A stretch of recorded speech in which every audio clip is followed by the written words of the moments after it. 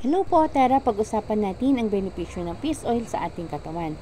Ang fish oil ay mula sa mga isda tulad ng tuna, dilis, mackerel at salmon. Ito ay importante sa sel ng katawan, kasama ang utak at mata. Ito din ay may mahalagang ginagampanan sa ating kalusugan tulad ng heart function, lungs, blood vessels, immune and endocrine system na responsable sa hormones para sa metabolism, growth and development, sexual function, pati sleep at mood.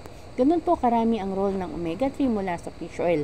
Ang problema ito ay hindi kusang pinoproduce ng ating katawan, kaya kailangan natin itong kuhanin sa pamamagitan ng pagkain o pag-inom ng supplement. Ayon sa pag-aaral, pinapababa ng omega-3 ang chance ng heart disease, stroke at heart attack dahil pinapababa nito ang triglycerides. Ayon pa sa pag-aaral, nakakatulong ito na i-improve ang symptoms ng depressions. Natuklasan na ang taong may depression, schizophrenia at bipolar disorder ay mababa ang omega-3. Kaya pinapayo ang omega-3 para mabawasan ang chance ng pagkakaroon nito. Pinabubuti din nito ang ating mga buto. Ang iba pang benepisyo nito ay anti-inflammatory, support eye health, skin, pregnancy at early life.